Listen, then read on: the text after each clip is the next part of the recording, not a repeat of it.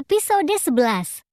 Kania sampai di gerbang masuk villa, ia bertemu satpam yang menjaga gerbang villa tersebut.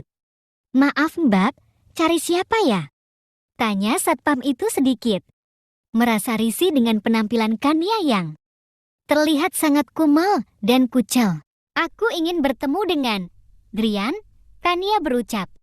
Agak grogi karena ia yakin dengan penampilannya yang lebih buruk dari pembantu ini, mana mungkin ada yang bersedia menerimanya masuk, jangankan Brian yang jelas-jelas tuan rumah, Pak Satpam saja terlihat risih.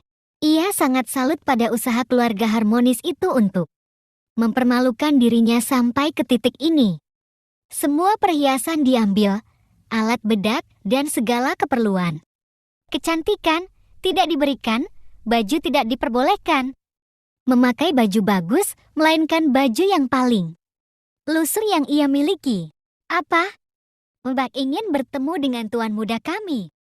"Yang benar saja mbak, mbak tidak sedang bermimpikan mbak?"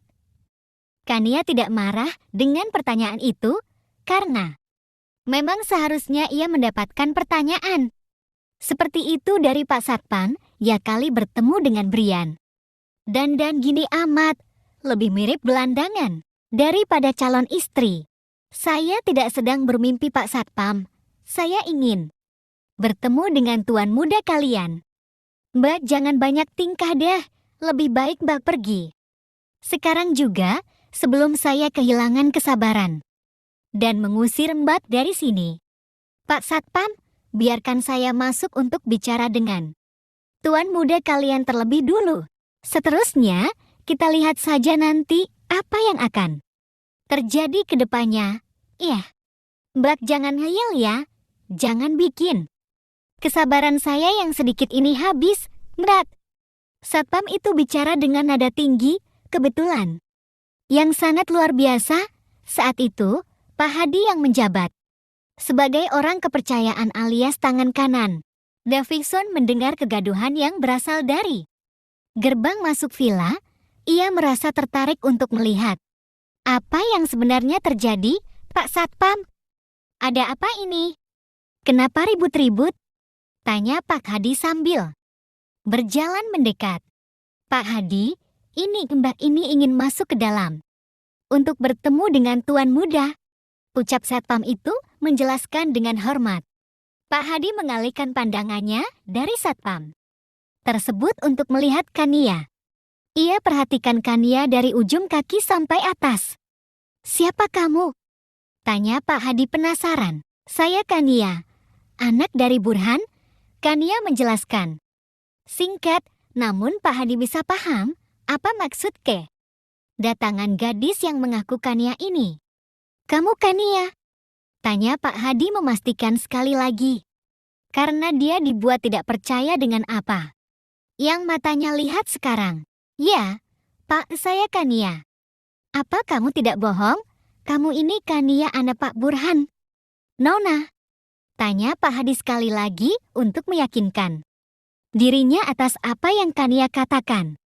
"Tentu saja saya tidak bohong, Pak, saya Kania, anak Burhan Hermansyah.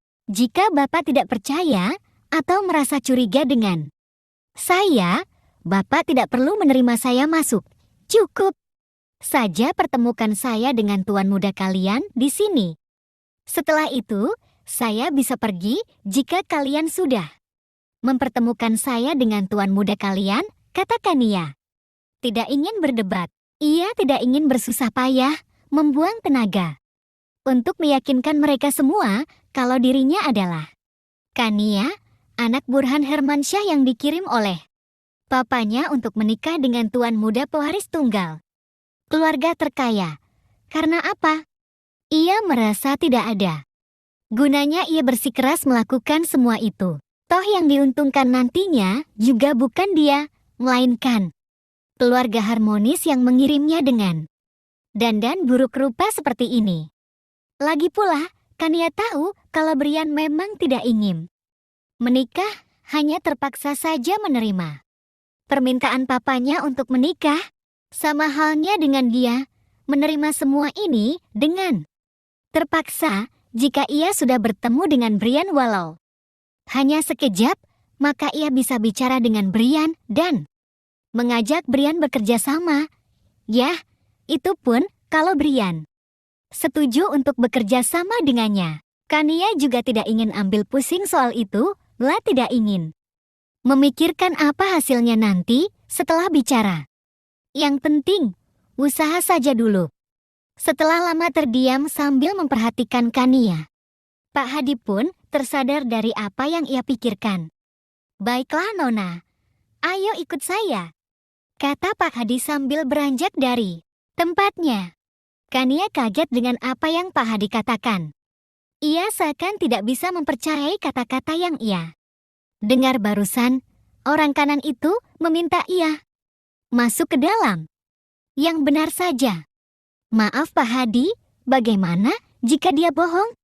Tanya Pak Satpam yang kelihatannya keberatan dengan keputusan yang Pak Hadi buat. Tidak masalah, lalu bagaimana jika dia benar-benar putri Pak Burhan yang diutus ke sini? Apa Pak Satpam mau tanggung jawab? Tanya Pak Hadi balik.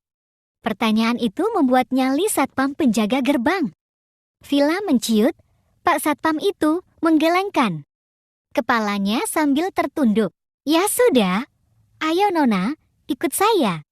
Kania pun mengikuti Pak Hadi dari belakang mereka. Melewati jalan yang lumayan panjang bagi Kania.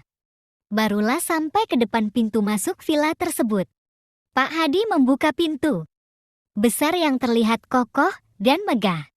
Kania sedikit takjub melihat bagian dalam villa tersebut. Ada beberapa pembantu yang memakai seragam sedang berkeliaran. Silakan masuk Nona, Pak Hadi mempersilahkan. Kania masuk setelah ia membukakan pintu. Terima kasih banyak, Pak.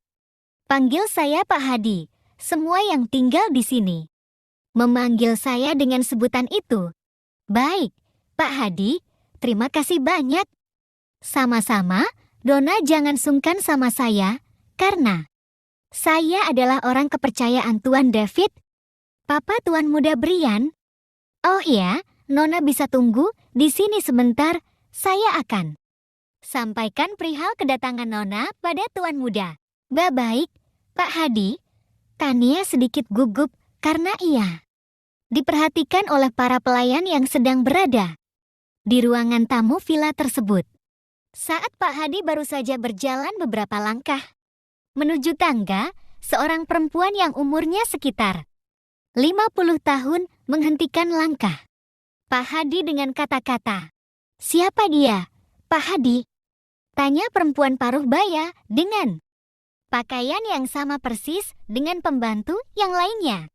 Bu Ninik, dia adalah tamu Tuan Muda, tolong temani dia sebentar selama saya pergi bertemu Tuan Muda ke atas ya.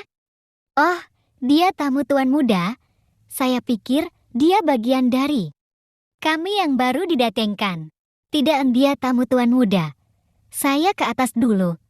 Tolong temani dia sampai saya datang. Iya, baiklah, kata perempuan paruh baya yang bernama Ninik tersebut. Setelah Pak Hadi beranjak melanjutkan langkahnya, Bu Ninik pun ikut beranjak menuju Kania yang sedang duduk dengan perasaan campur aduk. Karena sejak pertama menginjakkan kaki masuk ke villa ini, ia terus saja mendapat tatapan aneh dari semua orang yang melihatnya.